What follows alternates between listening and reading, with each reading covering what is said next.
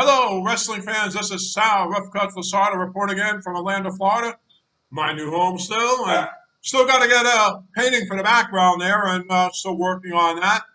And this week's edition, we're going to talk about the rise in ratings with AEW, the big main event this Wednesday night on TNT, the War Games match between the Inner Circle and the Pinnacle, and celebrities making an impact in AEW. Tyson and Shaq have been on TNT and been wrestling on Wednesday night, doing a pretty good job. So we're going to get to that and a whole lot more only on It's coming right at you. Please be advised, these are my opinions only. They have nothing to do with Bill Apter or AEW or any wrestling affiliation. These are just my views.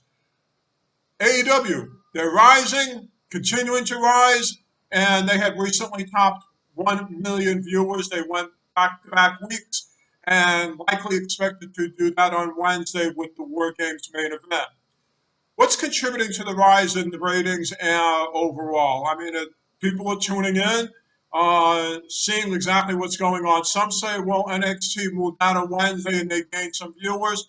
I mean, that part of it. You do have your loyalty, fan base of NXT viewers that be contributing. But overall, I think that Tony Khan has done an outstanding job from the ground up building a promotion. It's still in its very infantry stages, and putting together a product that you can watch week in and week out. First of all, they don't have these monthly pay-per-views. They're not diluting it every single month.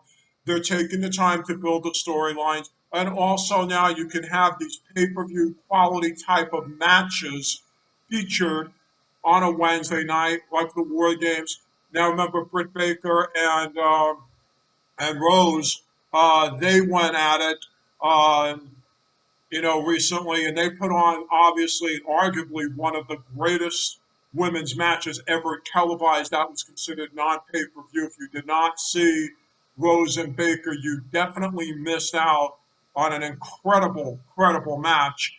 And you have to, attributing factors on that. They're not diluting it with monthly pay-per-views. They're putting quality pay-per-view type matches on TV. How about Brian Cage and Hangman opened the show on this past Wednesday night? I mean, that's a main event in any arena in the world. And yet they opened the show. And yes, Brian Cage emerged victorious. But still, what can you say? You're putting on quality pay-per-view type matches on a Wednesday night, and you're bringing that to the viewers over the course of 2 hours. And I mean, how can you go wrong with that? Plus, they do have their thing on Tuesday night on YouTube, obviously, but for Wednesday night with the ratings soaring, you have to look at that. I mean, they are the product that they have, and with the people around it, is contributing to this factor. You have JR and Tony Schiavone back on the mic. Yes, they are together again from the NWA, WCW days, and they have a strong following in themselves. So they're bringing you the action. You bring in veterans. Sting is in, and Sting is actually mentoring Darby Allin, and Darby Allin, you can see what he's doing. He's just, you know, a world champion performer, and Sting is jumping in the ring a little bit and taking a few bumps here and there.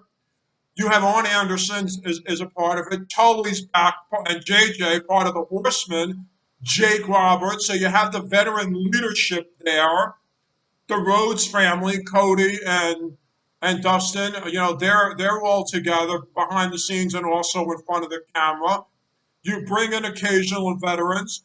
They're doing this cross promotion with John Moxley and Kenny Omega as well.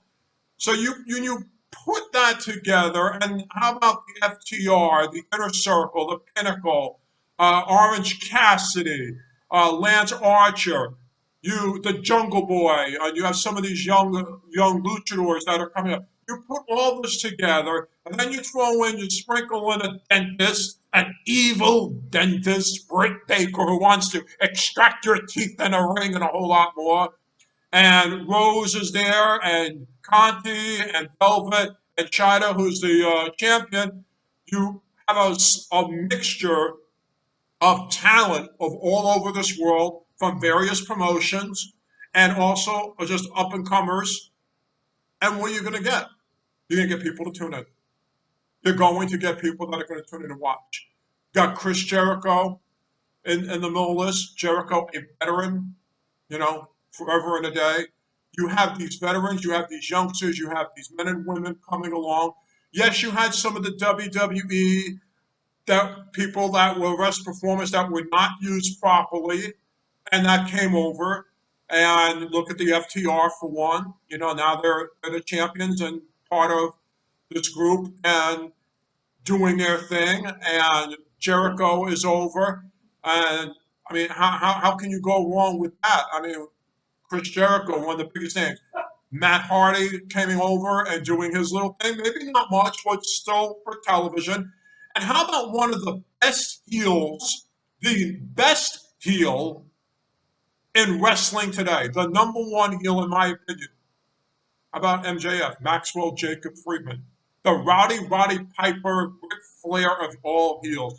I think he's even better than Roman Reigns is in the WWE. The only thing is that Roman's got the belt, but MJF, to me, he's still a young, mid-20s. He is just evil, egotistical human being that you want to wring his neck out the way you wanted to go after Piper and Flair back in the 80s. Kind of a mixture of that. And he's part of the reason why this War Games is happening. And you've got a future with this young, rising, evil heel. I mean, how can you go wrong? It's a recipe for success. The rise of AEW topping 1 million. People want to tune in and see and hear what he's going to say because you want to go through that TV set and you want to wring his neck. And then you throw in all this additional talent, established talent, and look what you get. Yeah, some of the performers from the WWE did come over, and they are making their mark. Moxley, who was Dean Ambrose, FTR, Jericho, guys that did not really Miro, known as Rusev Day, came over. Some of these come over. We may get a few more. Matt Hardy came over. You're getting guys that are coming over from other promotions, and you're mixing it up with some of the younger talent, and you're building a future. I never heard of Maxwell Jacob Friedman prior to AEW. And no matter where he came from, he's established himself. And guys that are establishing themselves like this, men and women, are the future of the business. The veterans are there to provide the leadership. And then in the ring, you're seeing the future unfold. And this is part of the reason for the rise in the ratings, is because you have an extraordinary collection of men and women on both sides of the ball. Doesn't matter where they came from. Even the women. Britt Baker and Nyla Rose, put on a main event anywhere in the world. That could have been a headline of pay-per-view. And it was on TV. If you missed it, blood and guts and that extreme. I mean, it was like from the ECW days. I mean, that was extreme. You should go check it out if you haven't seen it. This is arguably one of the greatest women's televised matches. And when you put that together with the talent that they have and the rising talent that they're promoting on Tuesday nights to get them to wrestle on Wednesday nights and on the pay-per-views, yes, you're going to top 1 million viewers. Word is going to get around. And Tony Khan is steering the ship the way it needs to be done. He really is. He's steering the ship the way it needs to be done. He is building a brand for you, the people, to tune in on Wednesday nights so that you can be happy that for 2 hours, give us 2 hours, and we're going to show you what we can do. And they're showing you what they can do. And they're continuing. With the War Games on Wednesday, the Pinnacle and the Inner Circle, there's no reason why they shouldn't top 1 million viewers. No reason for it. It is a modified War Games. Now, let's get this straight. There are 2 rings. The whole ring area is going to be enclosed in a cage. So it's like a Hell in a Cell War Games. They can wrestle outside the ring and in the ring. But it's still going to be bloody for TV. It's still going to be extreme. It's going to be everything you asked for. Yeah, it's not like the original. I mean, I think a lot of us were like looking for the original War Games per se, but still, with these two teams, you can't just contain them to the ring. Let them wrestle outside. The cage will get used. The rings will get used. They're going to devote a lot of time to it, and I'm looking forward to it. And I do expect that they will top 1 million viewership. Will because there's no competition, is that still a rise in the ratings? I don't think because there's no competition. They were topping it anyway. And I just think that the more that you put on main event quality type shows from opening bell to the end, and you build around that, they're going to continue to do so. And keep the pay per views where they're at and don't dilute it by going month and month and month and build the stories. I think they will continually do so. A lot of people ask me and say, well, what about with the NBA and the NHL coming into fold? The NBA playoffs, the NHL will be moving over a little bit. Well, yeah, the NBA players are going to be coming up, and there may be some adjustments if there are games on Wednesday night and all. I mean, that's like in the fall with football, you're always going to have some kind of competition, and competition is good. Just because there may not be anything on doesn't mean there's not competition. I mean, there's cable, there's sports on every night. Yeah, but the NBA playoffs, yeah, the NBA does have a strong following, and it may take a little bit from the ratings, but that's going to just be more of a challenge for Tony Khan. And the challenge will be is what can I do to draw in some of those viewers? Is putting on a war games type of match or some kind of main event extreme type of match going to draw those people in for 2 hours? And that's what he's going to do. He's going to continue to build that brand. Like, look what he's doing with Jacksonville with the Jaguars. Whether you're a fan or not of the Jaguars, he's building a brand in Jacksonville with the football team. He's rebuilding a brand. He selected Trevor Lawrence at number one. He hired the coach in Urban Meyer. They're bringing in guys to support now Trevor. So you're building a brand. And that's what he's doing with AEW. He's building a brand. And even though the Jaguars have been around forever with him, he's rebuilding that brand so that people will come out and tune in and see his team play. And now they have the future stars. Well, the same way with AEW, they have their stars in their future and they're building and promoting a wrestling promotion still in its infantry stages. So the rise has to do with a lot of things. And Tony and the veterans, the youngsters, the quality, the matches, the men and women, all twofold, yes, is contributing to the rise in ratings. And we will see weeks where they hit a million plus, and there are weeks that will be, like in the 900,000 range. It's gonna happen. It's gonna be up and down at times, but they're gonna continue to reach those heights that they're expected to do. And I think putting on these type of matches, not every week, you're not gonna get a War Games, but a quality type matches, a quality program for 2 hours will draw viewers in and lead up into major pay-per-views. So it has a combination of things. I don't think it's entirely NXT moving to Tuesdays or the ratings war, the war. It just has to do with the brand itself is building and growing and flourishing, and people are seeing that this is something very special. And I should tune in and watch on Wednesday nights on TNT at 8 o'clock with JR and Tony Schiavone and see exactly what's going on. And they're promoting it properly, and you can't deny it. Shaq and Tyson have been making an impact in this, and why people would ask me, "What are your thoughts on it?" Well, first of all, Shaq took some nasty bump on the tag match. I remember some while back, and I mean, he really sold it. And Tyson coming in, doing his thing. I think it's good for the business because Shaq has a following, and Tyson getting in. How much is Tyson really going to do? Well, Tyson's training to fight in September.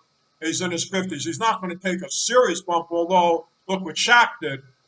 But I think it's good. I think the impact of hyping it up and Mike Tyson's going to appear. You know, he's going to appear, but he's got to do something.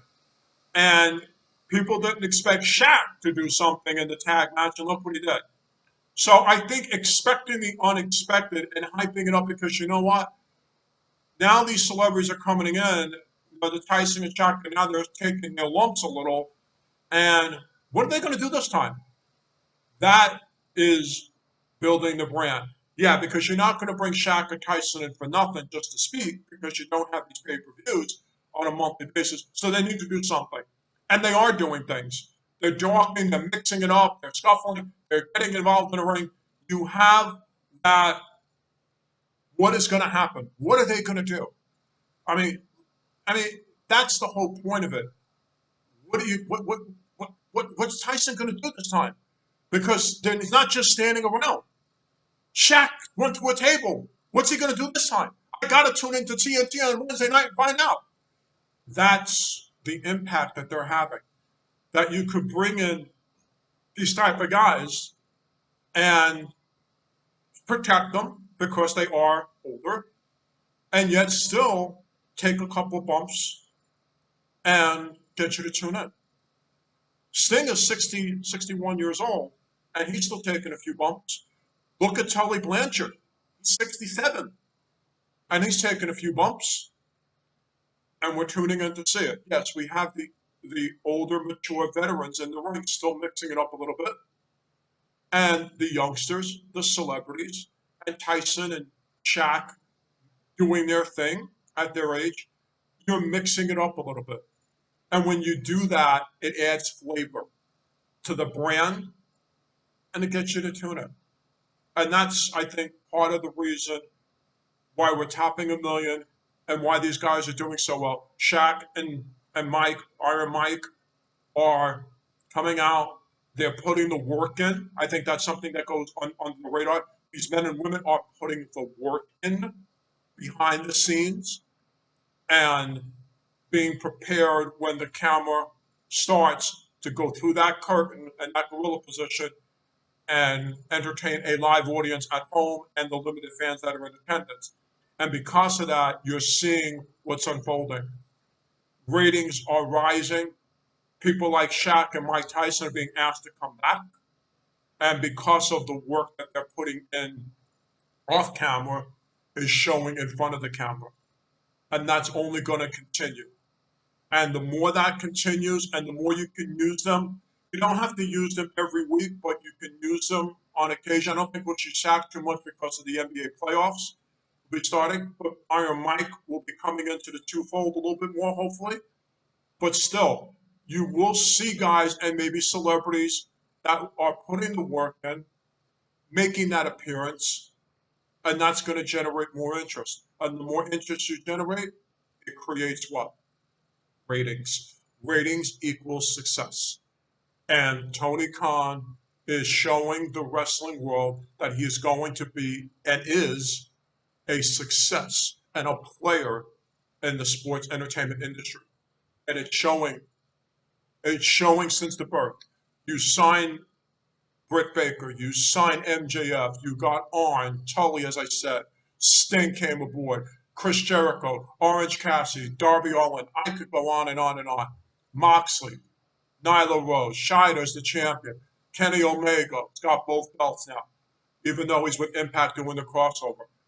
You've got a whole collection of talented men and women from all different areas across the globe coming together, building a brand and a product.